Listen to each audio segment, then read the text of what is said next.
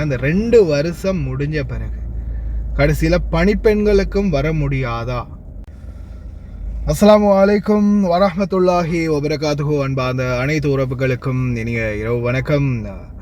மீண்டும் ஒரு மிக முக்கியமான தகவலோடு இணைந்திருக்கிறோம்.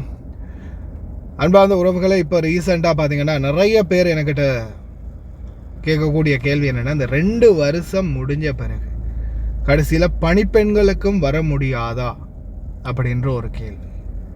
அதற்கான மெயினான காரணம் என்னென்னா, நிறைய வீடுகளில் ஸ்பான்சர்ஸ், அதாவது கஃபீல், இதுக்கு பிறகு நீ இந்த வீட்டுக்கு வரலன்னா நான் வர விட மாட்டேன், வேறு எங்கேயுமே உன்னை குவைத்துக்கு வர விடாமல் கேன்சல் பண்ணி தான் அனுப்புவேன், பிளாக் பண்ணி அனுப்புவேன், பேன் பண்ணி அனுப்புவேன் அப்படின்ற மாதிரி ஒரு சில முதலாளிகள் பயமுறுத்துறது.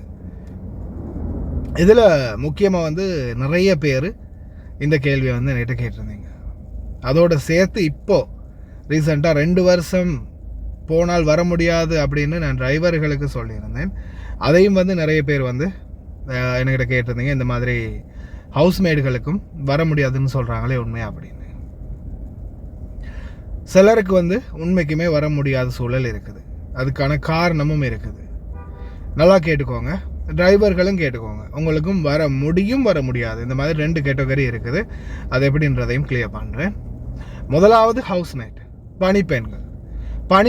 நீங்கள் உங்களுடைய எக்காமா, அதாவது உங்களுடைய சிவில் ஐடி அல்லது உங்களுடைய வீசா கேன்சல் பண்ணிவிட்டு இந்த நாட்டில் இருந்து நார்மலாக நீங்கள் கஃபீல் 2 வருஷம் முடிச்சதுக்கு பிறகு அவங்கள போய் டிக்கெட் போட்டு உங்களை கேன்சல் பண்ணி அனுப்புகிறாங்க அப்படின்ற பட்சத்தில் உங்களுக்கு எந்த ஒரு பிரச்சனையும் இல்லை. நீங்கள் தாராளமாக கேன்சல் போன அடுத்த நாளே வேணும்னாலும் வீசாவுக்கு அப்ளை பண்ணலாம். நீங்கள் கேன்சல் போன அடுத்த நாளே உங்களுக்கு வீசா அப்ளை பண்ணலாம், எந்த பிரச்சனையுமே இருக்காது. ஆனால் சில நேரங்களில் பார்த்தீங்கன்னா உங்களுடைய கஃபீலுக்கு உங்களை திருப்பி எடுக்கணும் அப்படின்ற எண்ணம், ஆனால் நீங்கள் வரமாட்டேன்னு சொல்கிறீங்க. அப்படி இருக்கிறதால இவங்க என்ன செய்கிறாங்கன்னா, நீங்கள் போகிறதுக்கு முன்னாடியே அவங்க டிக்கெட்டை போட்டுருவாங்க உங்களுக்கு. சரி, 2 வருஷம் கழித்து நீங்கள் போகிற மாதிரி டிக்கெட் போட்டுருவாங்க. ஆனால் போகிறதுக்கு முன்னாடி என்ன செய்வாங்கன்னா, எக்காமா அடிச்சிருவாங்க. உங்களுக்கு எக்காமாவை திருப்பி ரினுவல் பண்ணிவிட்டு அனுப்புவாங்க, கேன்சல் பண்ணி அனுப்ப மாட்டாங்க. அப்படி கேன்சல் பண்ணாமல் அனுப்பினா நீங்கள் நாட்டுக்கு போய்த்துட்டு நீங்கள் புதிய வீசாவுக்கு அப்ளை பண்ணும்போது பார்த்தீங்கன்னா இங்கே எக்காமா உங்களுக்கு ஆல்ரெடி அவைலபிளில் இருக்குது, வேலிட்டில் இருக்குது அப்படின்றது சொல்லும் சிஸ்டம். அப்படி சொன்னால் உங்களுக்கு அவங்க சிஸ்டமில் இங்கே சிஸ்டமில் எக்காமா இருந்துச்சுன்னா உங்களுக்கு வர முடியாது. அவங்க எத்தனை வருஷத்துக்கு அடிச்சிருக்காங்களோ அந்த எக்காமா ஒருவேளை நீங்கள் போய் 6 மாதத்தில் வரலன்னா காதிம் வீசாக்கு 4 மாதம், ஆனாலும் வீசா கேன்சல் ஆகிறது 6 மாதத்தில் தான். கஃபீலா நினச்சா 3 மாதத்தில் கேன்சல் பண்ணலாம். ஒருவேளை ஸ்பான்சர் நினைக்காத பட்சத்தில் 6 மாதம் கழித்து கேன்சல் ஆகும் ஆட்டோமேட்டிக்காக. ஆனால் அதுலேயும் ஒரு சிக்கல் இருக்குது. என்னென்னு பார்த்தீங்கன்னா, சில நேரங்களில் ஸ்பான்சர் கேன்சல் பண்ணாத பட்சத்தில் 6 மாதத்தில் கேன்சல் ஆக வேண்டியது சில நேரங்களில் ஆட்டோமேட்டிக்காகவே சிஸ்டமில் கேன்சல் ஆகாது. கஃபீலே போய் ரிக்வஸ்ட் பண்ணினா மட்டும்தான் கேன்சல் ஆகும்.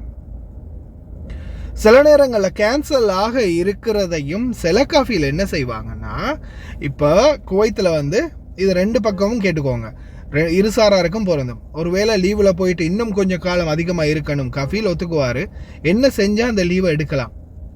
எனக்கு 6 மாதம் போதும், இன்னொரு 7 மாதம் 8 மாதம் சரி நான் லீவில் இருக்கணும், எக்காமா இன்னொரு 2-3 வருஷத்துக்கு எனக்கு இருக்குது. ஆனால் 4 மாதம் தான் நம்ம காதிம் வீசாவில் இருக்கலாம், 3 மாதம் 25 நாள் நாட்டுக்குள்ளே இருக்கலாம். அதை தாண்டினா நம்மளுக்கு வர முடியாத சூழல் இருக்குது அப்படின்றது தான் இப்போதே சட்டம். 4 மாதம் ஷூன் வீசாக்கு 6 மாதம், காதிம் வீசாக்கு 4 மாதம் தான் எங்களுடைய இஜாசா, அதாவது எங்களுடைய லீவுக்கான கால வரையறை. அப்போ அப்படி இருக்கும்போது அப்போ நம்மளுக்கு ஒரு 8 மாதம் லீவ் எடுக்கணும்னா எப்படி எடுக்கிறது அப்படின்றதுக்கும் அந்த கேள்விக்கும் அதே உங்களுக்கு இப்போ நீங்கள் கஃபீல் 6 மாதத்தில் ஒட்டோவா கேன்சல் ஆக வேண்டியது கஃபீல் என்ன செய்வாங்கன்னா, கஃபீலால் முடியும் சஹல் அப்ளிகேஷனில் போயிட்டு public authority for civil information பதாக மதனியாக்கு இன்ஃபார்ம் பண்ணுவாங்க. இந்த மாதிரி என்னுடைய தொழிலாளர் நாட்டுக்கு போயிருக்காங்க, அவங்களுக்கு இத்தனை மாத காலம் லீவு வேணும், 6 மாதம் 8 மாதம் 1 வருடம், இந்த மாதிரி அவங்க குவைத்துக்கு வெளியில் இருப்பாங்க, அவங்களுக்குரிய அக்காமா கேன்சல் ஆகக்கூடாது அப்படின்ற ரெக்வஸ்ட்டை அவங்க உள்ளே வச்சுருவாங்க. சிஸ்டமில் செயல் மூலமாக வைக்கலாம். சரியா? லீவு எக்ஸ்ட்ராவாக எடுக்கணும்னு நினைக்கிறவங்களும் இதை கஃபீல்கிட்ட சொல்லி நீங்கள் செயல்படுத்தி கொள்ளலாம்.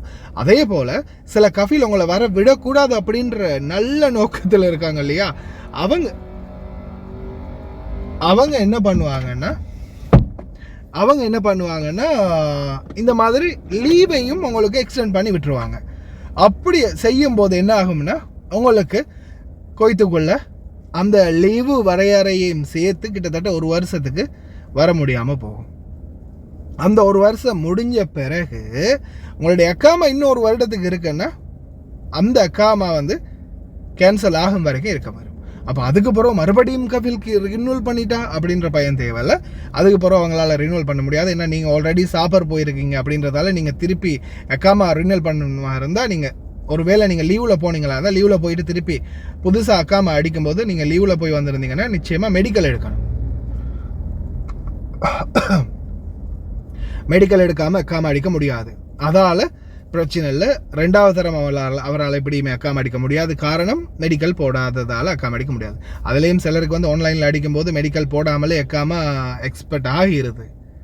ஒரு சிலருக்கு மெடிக்கலே போகலை, லீவில் போய் வந்திருக்காங்க, ஆனால் அக்காமா அடிபட்டுடுச்சு. இந்த மாதிரியும் இருக்குது. சிலருக்கு தான் அது ரேண்டமாக வாரது தான், எல்லாருக்குமே வராது. 100% உசாரத் தாக்கலியாவில் மினிஸ்டர் ஆஃப் இன்டீரியரில் போய் நாங்கள் இது செய்ய போகும்போது உடனே அவங்க சொல்லுவாங்க மெடிக்கல் போடணும் அப்படின்னு. மெடிக்கல் போட்ட பிறகு தான் திருப்பி அக்காமா ரினியூவல் பண்ண முடியும். அதனால் ஸ்பான்சர்ஸ் இந்த மாதிரி ஏதாவது உள்டாலக்கடி வேலை பார்த்து உங்களை வரவிடாமல் பண்ணினாலே தவிர பணிப்பெண்களுக்கு 2 வருடம் கழித்து நீங்கள் சும்மா நார்மலாகவே கஃபீல் எல்லாம் செஞ்சு கேன்சல் பண்ணி உங்களை அனுப்புகிறாங்கன்னா தாராளமாக குவைத்துக்கு திருப்பி வரலாம். எந்த பிரச்சனையும் இல்லை. நான் சொன்ன கேட்டகரி மட்டும்தான் பிரச்சனை வரும். மற்றும்படி எந்த பிரச்சனையும் இல்லை, தாராளமாக வரலாம். டிரைவர்கள், எந்த ஒரு டிரைவருமே குவைத் இப்போ புதிய சட்டம் என்னென்னா எந்த ஒரு டிரைவர்களுக்கும், அதாவது காதிம் வீசாவாக இருக்கலாம், ஷூன் வீசாவாக இருக்கலாம், டிரைவிங் கேட்டகரி, அடுத்தது ரெப்ரசன்டேட்டிவ் அப்படின்னு சொல்லியிருந்தாங்க. இவங்களுக்கு பார்த்தீங்கன்னா குவைத்துக்குள்ளே வர முடியாது 2 வருட காலம் முடியும் வரைக்கும். இங்கேருந்து கேன்சலில் போய் 2 வருட காலம் முடியும் வரைக்கும் மறுபடியும் திருப்பி ரிட்டர்ன் குவைத்துக்குள்ளே வர முடியாது. அதுதான் இவங்களுடைய ஆர்டிக்கல். ஆமாம், நேற்று நான் உங்களுக்கு செய்தியில் காட்டியிருப்பேன்னு நினைக்கிறேன். இந்த ஆர்டிக்கல் அதுதான் அவங்க போட்டது 2 வருடத்துக்கு டிரைவர்ஸ் போனால் குவைத்துக்குள்ளே வர முடியாது அப்படின்னு. இதில் உங்களுக்கு வாரத்துக்கான வாய்ப்பு எப்படி இருக்குன்னா திருப்பி ரிட்டர்ன் வரணுமா இருந்தால் அதே சேம் கம்பெனி, அதே சேம் ஸ்பான்சர், அதே சேம் வீடு, அதே ஸ்பான்சர், உங்களுடைய அதே பழைய கஃபீலுக்கிட்ட நீங்கள் வரப்போகிறீங்களா இருந்தால் தாராளமாக வரலாம். கஃபீல், பழைய கஃபீல் போய் என்னுடைய டிரைவர் கேன்சலில் போயிட்டு அவனை திருப்பி நான் எடுக்க போகிறேன் அப்படின்னு ரிக்வஸ்ட் வச்சா உசாரத்து தாஹலியா, அதாவது உள்துறை அமைச்சகம் அப்ரூவல் வழங்குவாங்க. ஏன்னா ஸ்பான்சர் நஃப்சல் கஃபீல், நஃப்ச கஃபீல் எக்தர் ஈஜி, தானி கஃபீல் மா எக்தர் ஈஜி. அதாவது சேம் கஃபீலுக்கு நம்மளுடைய கஃபீலே நம்மளை போய் திருப்பி ரீரிக்வெஸ்ட் பண்ணி உள்ளே எடுக்கலாம். ஆனால் நம்மளுடைய கஃபீல் அல்லாத வேறொரு கஃபீல், நம்மளுடைய பழைய ஸ்பான்சர் இல்லாமல் வேறொரு ஸ்பான்சர்கிட்ட வரணுமா இருந்தால் 2 இயர்ஸ் மொத்தமாக கம்ப்ளீட் ஆகணும் குவைத்தை விட்டு. அதாவது சிலர் இப்போ எனக்கு அக்காமா வார வருஷம் தான் முடியுது, ஆனால் நான் இப்போவே கேன்சலில் போயிட்டேனே, எக்ஸிட்டில் போயிட்டேனே, வெளியிட்டேனே, லீவில் வந்துட்டேன், ஆனால் நான் திருப்பி வரலை அப்படின்னு சொல்லும்போது அதில் ஒரு சிக்கல் என்னென்னா, நான் சொன்ன மாதிரி இந்த அக்காமா கேன்சல் ஆகும் வரைக்கும், அக்காமா என்னைக்கு முடியுதோ அன்னைக்கு முடிஞ்ச பிறகு அந்த முடிஞ்ச அக்காமா இருக்கு இல்லையா, அந்த டேட்டோட சேர்த்து எவ்வளோ காலம் நீங்கள் எக்ஸிட் ஆகி எவ்வளோ காலமோ அதோட சேர்த்து அந்த மிச்ச காலத்தையும் நீங்கள் அந்த 2 வருஷ பீரியட்டை கணக்கெடுத்துக்கொள்ளலாம். அதுக்கப்புறம் ரிக்வெஸ்ட் பண்ணி பார்க்கலாம். சாதாரணமாக இப்போ அக்காமா வார வருஷம், இப்போ இது இன்னைக்கு டேட்டை சொல்லுவோமே, உதாரணத்துக்கு நவம்பர் மாதம் 24ஆம் தேதி 2025ஆம் ஆண்டு உங்களுக்கு அக்காமா முடியுது 2026 நவம்பர் 24, அடுத்த வருஷம் சரி இதே டேட்டில் அக்காமா முடியுது.